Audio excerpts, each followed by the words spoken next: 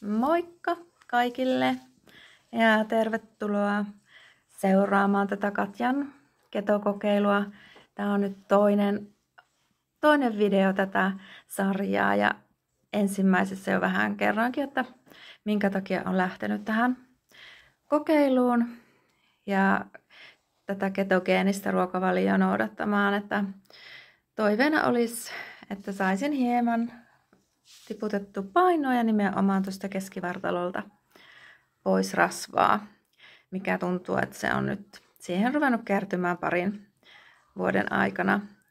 Ja tuossa lupailinkin, että tähän toiseen videoon sisällytään tämmöisen kehon koostumusmittauksen tuloksen. Eli kävin siinä noin viikko sitten ja niin se nyt sitten antaa suuntaa tähän tulevaan ja sitten joulukuussa, kun on 3 kuukautta tätä kokeilua, niin sitten otetaan vertailu ja katsotaan, että mihin on päästy tai jouduttu tai päädytty. Mutta käännän tämän kameran, niin ruvetaan käymään läpi tätä kehon koostumusmittausta. Ihan pieni hetkinen.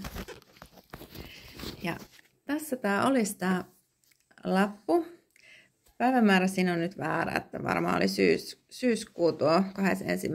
päivä, olisiko peräti ollut, mutta joka tapauksessa niin ei ollut elokuuta. Ja 52 vuotta on tämä nainen, joka siellä kävi. Ja niin täällä on sitten erilaisia, peittelin kyllä tuossa nyt on paino ja pituudet, en halua ihan niin henkilökohtaisia asioita jakaa täällä, mutta rasvan osuus on 21 kiloa tästä painosta. Ja sitten kun mennään, täällä on kanssa tämä paino, mutta niin en nyt näytä kiloissa, mutta siinä niin näkyy, että se menee sinne ihan normaalin ja ylipainon rajoille. Ja tuo BMI, eli se joku lihavuusindeksi, mikähän liekkään, niin se on tuolla yli 24, himpun alle 25, joka on se ylipainon raja. Ja rasvaprosentti 31. Ja sitten pehmyt kudospaino on tuo 42,9 ja se siis tarkoittaa lihasmassan määrää. Ja niin tästä niin kun voidaan katsoa, että niin siellä arvojen sisällä ollaan ei ihanteessa, mutta ei nyt ihan hirmu vakavasti ylikään. Ja sitten on tämmöinen keskivartalo-analyysi, eli nyt en tasoa tiedä, mitä se tarkoittaa, mutta raja-arvossa on, olipa mikä hyvänsä. Ja viskeraalinen rasvahan on sitä, mikä on tällä sisäelinten ympärillä olevaa rasvaa, niin sekin on tuolla vielä niin kuin tuolla raja-arvon alla, että ei ihan tasapainossa ole, mutta ei nyt ihan huolestuttavakaan. Ja täällä on sitten, että mitä tässä pitäisi sitten toimia, jos haluaisi niin kuin painonsa hallintaan, niin tuo ero suosituksiin, eli tuon verran 6,4 kiloa on sitten siellä yli suositusten. Tosin tämä suositus on kyllä ihan oikeasti niin aika alhaalla, mutta joka tapauksessa.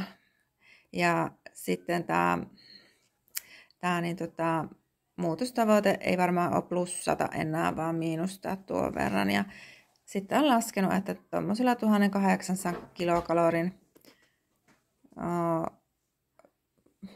määrällä, niin sen pitäisi sitten ruveta laskemaan. Ja täällä on myös, että ruokavalio-osuus olisi tommonen ja liikunnan osuus sitten olisi niin kuin tommonen, että sillä sitä lasketaan. Tai tämä on varmaan, tämä 1800 on se niin kuin lepokulutus, eli sitten niin kuin tällä tavalla saadaan siihen sitä niin vajausta.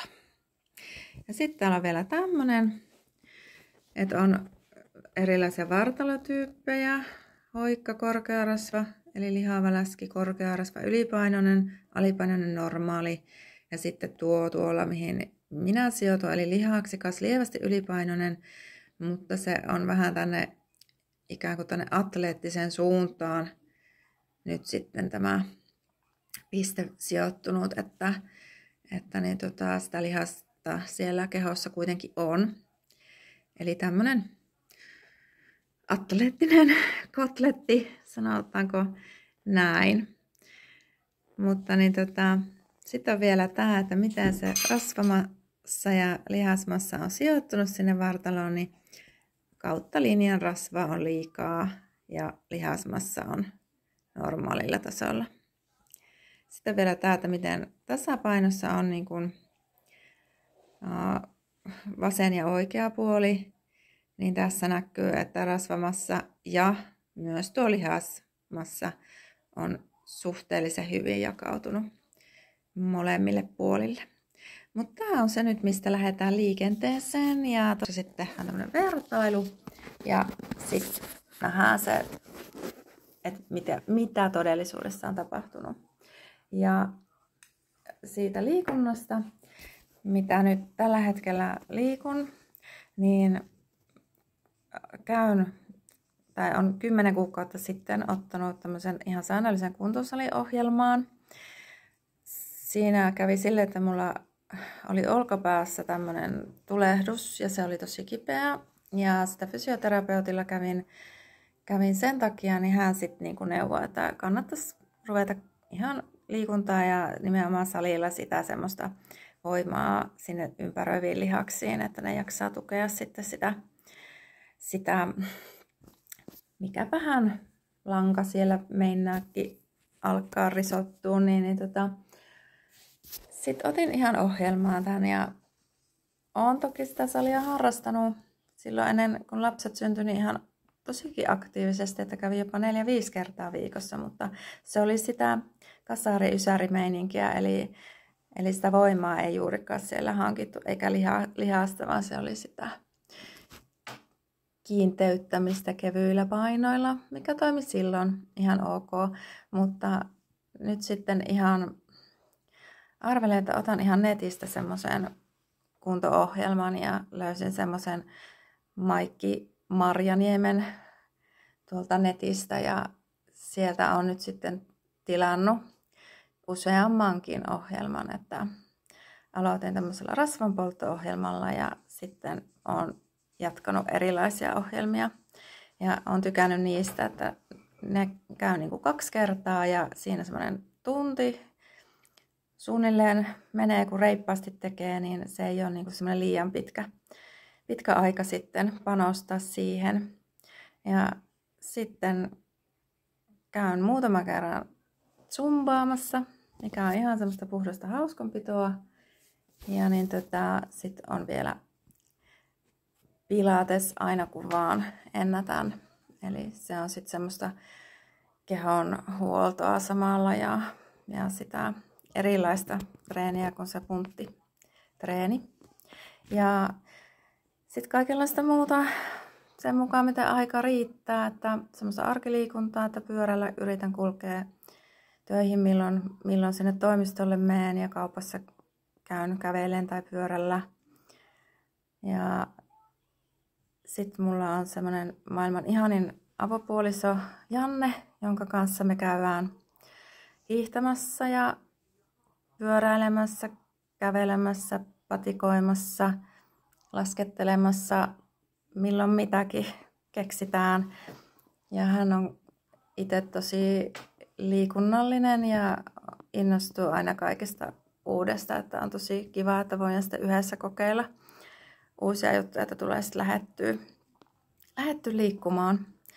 Mutta se on sitten semmoista, että milloin ehtii. Et ryhmäliikunta on, kun ne on tiettynä aikana tietyt tunnit, niin se on vähän niin kuin, että no sinne sitten niin kuin menee. Ja sitten tämä muu liikunta on semmoista enemmän, että milloin ennättää. Mutta se on edelleen yksi osa tätä, että ei pelkkä ruokavalio.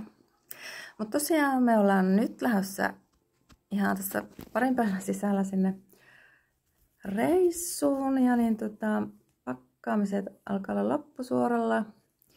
Ja vähän jänskättää, että miten siellä sitten tämä ruokavalion noudattaminen onnistuu. Parhaan mukaan yritän, mutta en lupaa mitään. Mutta varmaan sieltäkin otan sitten semmoisia pätkiä ja katsotaan sitten ainakin sen jälkeen, niin palataan taas tiukasti tähän tähän niin rytmiin. Ja sen verran vielä tähän loppuun sanon näistä, että miltä nyt tuntuu, niin ihan hyvältä tuntuu.